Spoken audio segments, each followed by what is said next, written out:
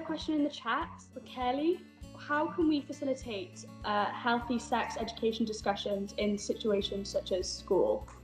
I think it's about creating a safe environment for young people, because we're not generally quite comfortable talking about sex and sexual health as a society. It's something that people generally find a little bit embarrassing, or it's something private, so therefore we're not good at talking about it. So if we create a really good, safe environment, so I think having what we call like a group agreement, so people know that they can talk freely, you know, that they feel safe having these conversations, that young people understand what we mean by confidentiality, so that yes, as trusted adults, you can definitely talk to us about these topics and we don't have to tell parents or carers. However, if you were to disclose something that made somebody believe you or another young person were at risk, that wouldn't be something we could keep to ourselves. So having really clear boundaries around what we talk about.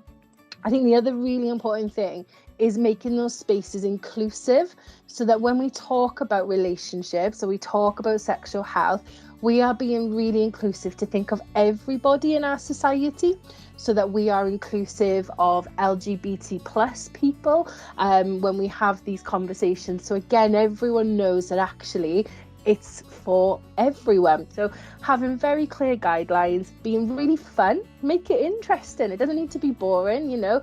All of these topics hit everywhere for everyone, you know, so make it as enjoyable as possible, and just so that young people can feel at ease talking about it and not feel silly for asking those questions.